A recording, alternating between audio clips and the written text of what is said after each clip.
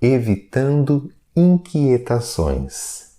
Considerando que a inquietação em nós gera inquietação naqueles que nos rodeiam, revisemos pelo menos de quando em quando as induções que nos possam impelir à intranquilidade. Recorda que todos nós, os espíritos encarnados ou desencarnados, em evolução na Terra, ainda estamos longe da condição de espíritos perfeitos. Quase impossível seguir sem erros na jornada, mas é preciso reconhecer que a divina providência jamais nos sonega recursos para corrigi-los. Aceita-te como és e onde estás, a fim de que consigas caminhar com a segurança para o que deves ser e para a melhor condição que te cabe alcançar. Consulta o passado por arquivo de informação que te facilite os movimentos em rumo certo, mas não te prendas à lembrança de caráter negativo, porque hoje é o dia de construir o amanhã, com o material selecionado de que disponhas no campo da experiência. Libera a capacidade de compreender e perdoar com que o Criador nos dotou a cada um, para que o ressentimento ante os conflitos de ação e de opinião nas áreas de trabalho em que te vês não te causem desequilíbrios. Não te acredites tanto em doença e cansaço que te impeçam de servir ao próximo, trabalhando um tanto mais. Auxiliar desinteressadamente aos semelhantes será sempre a base de qualquer melhoria. Cultivemos o respeito a nós mesmos, sem o qual não se sabe de que modo angariar o respeito dos outros. Confiemos em Deus, acima de tudo, sem nos esquecermos, porém, de que Deus, igualmente, confia em cada um de nós. Emmanuel, neste capítulo chamado Evitando Inquietações, nos coloca de forma preciosa fatores muito importantes para nós avaliarmos em nós mesmos. E ele inicia assim: considerando que a inquietação em nós gera inquietação naqueles que nos rodeiam. Pensemos nas nossas inquietações cotidianas. Mesmo sem abrirmos a boca, a nossa inquietação mental afeta nossos filhos, nossos pais, nossos colegas de trabalho. Quando abrimos a boca, ainda mais, é claro. Mas observemos por quê. Porque a importância de nós buscarmos asserenar o nosso sentimento, os nossos pensamentos no dia a dia, buscarmos recursos como a oração, a meditação, leituras edificantes, vídeos que nos auxiliem em nossas reflexões e tantos outros recursos que nós temos para trabalhar as nossas inquietações, porque nós afetamos aqueles que conosco convivem, conforme Emmanuel nos afirma. E também somos afetados.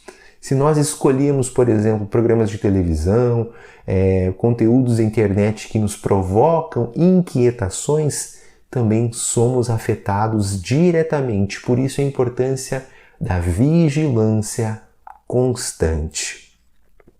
Recorda que todos nós, encarnados e desencarnados, ainda somos espíritos imperfeitos. Ainda temos as nossas limitações. É comum vivenciarmos as inquietações, porém devemos observar quais recursos nós temos para lidar com ela, para diminuir a inquietação, para produzir a serenidade, para produzir a quietude do pensamento, das emoções.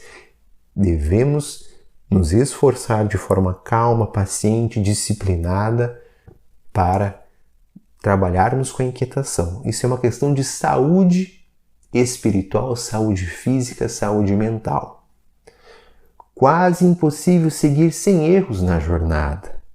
Então, porém, a divina providência jamais sonega recursos para nós corrigirmos os nossos erros, as nossas dificuldades, as nossas inquietações. Então, nós já temos os recursos que precisamos. Já temos, só precisamos usá-los. Nós precisamos nos esforçar, planejar o nosso dia, escolher bem o que falamos, o que nós buscamos na internet, por exemplo, o que nós quais assuntos nós escolhemos para falar com os nossos familiares, com os nossos amigos. A divina providência coloca até nós, mas nós escolhemos se fazemos ou não fazemos uso dos bons recursos que já temos nas mãos. Aceita-te como és e onde estás. Como é difícil nós aceitarmos nossa família muitas vezes, o nosso corpo físico, nossa condição intelectual, nossa condição social. E muitas pessoas aceitam os outros e não se aceitam. São carinhosas com os outros, compreensivas, e consigo são verdadeiros carrascos.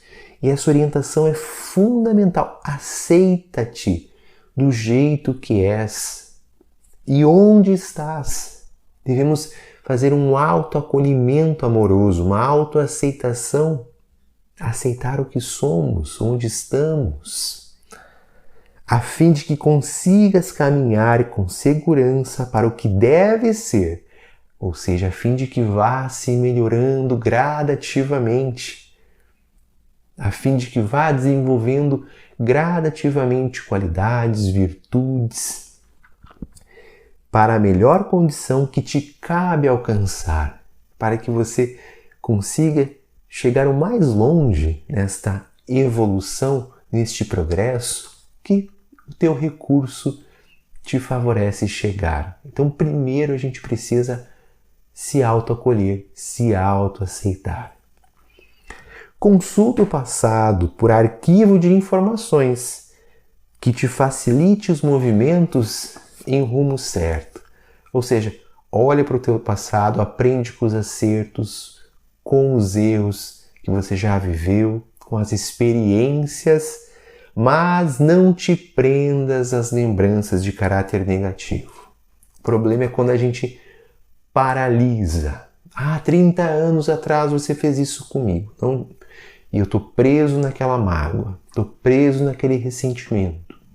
Então, o passado, ele é um arquivo de informações preciosas, mas devemos tomar muito cuidado para não ficarmos presos a ele. Como eu já trouxe um exemplo aqui no outro vídeo, ficar preso ao passado é como tentar dirigir um carro olhando o tempo todo para o retrovisor. A gente não vive a vida, não vive o aqui e agora e comete muitos erros, vive batendo o carro em situações simples do dia a dia. Libera a capacidade de compreender e perdoar com que o Criador nos dotou a cada um. Mas eu não consigo perdoar, não consigo compreender. Você tem essa capacidade. Emmanuel está nos dizendo que Deus nos dotou desta capacidade de perdoar e de compreender. Porém, cabe o nosso esforço para conseguir isso fazer. Para que o ressentimento ante os conflitos de ação e de opinião nas áreas de trabalho em que te vês não te causem desequilíbrios. E por que os benfeitores repetem, enfatizam tanto a importância de desenvolvermos a virtude do perdão, da compreensão? Porque a mágoa, o ressentimento são fatores de extremo desequilíbrio emocional e espiritual. Então devemos ter uma atenção muito especial na importância de praticarmos de forma gradativa o perdão e a compreensão na nossa vida. Não acredites tanto em doença e cansaço que te impeçam de servir ao próximo, trabalhando um tanto mais. Então, por mais que a gente esteja cansado, né, a gente percebe muitas vezes, mas eu posso fazer mais um pouquinho aqui, eu posso fazer um pouquinho ali, que esteja com uma dor, mas eu consigo mesmo com essa dor, né, ir até ali para fazer aquilo que é importante para mim ou para ajudar a outra pessoa. Não, para nós não darmos tanta ênfase, né, às nossas mazelas. Por que ele diz isso? Na sequência ele complementa: auxiliar desinteressadamente aos semelhantes será sempre base de qualquer melhoria. Ou seja, quando a gente pode e consegue, tem a oportunidade de auxiliar o outro sem ter uma intenção por trás disso, isso nos traz melhorias significativas, sentimentos genuínos de bem-estar, melhoras significativas em nossa saúde física, saúde mental. Então sabe-se hoje que ter alguém para se cuidar quando nós cuidamos com carinho é um fator de saúde mental. Ter um filho para cuidar, né? um pai para a gente, um pai, uma mãe idoso para a gente cuidar, quando nós cuidamos com gosto, com carinho, é um fator de significativo impacto na nossa saúde mental e emocional de forma positiva para quem se sente bem cuidando e exercita o cuidado com amor. Cultivemos o respeito a nós mesmos, sem o qual não se sabe de que modo angariar o respeito dos outros. Amar ao próximo como a si mesmo. Exercitar o auto-amor é essencial, é primordial, porque só quando nós nos amamos, nos cuidamos, conseguimos genuinamente amar o outro. Porque somos também filhos de Deus e devemos cuidar de nós. Porque assim aprendemos também e conseguimos genuinamente cuidar e amar quem nos acompanha. E ele termina assim: confiemos em Deus acima de tudo, sem nos esquecermos, porém, que Deus igualmente confia em você, em mim, em cada um de nós. Que Jesus nos abençoe e até o nosso próximo encontro.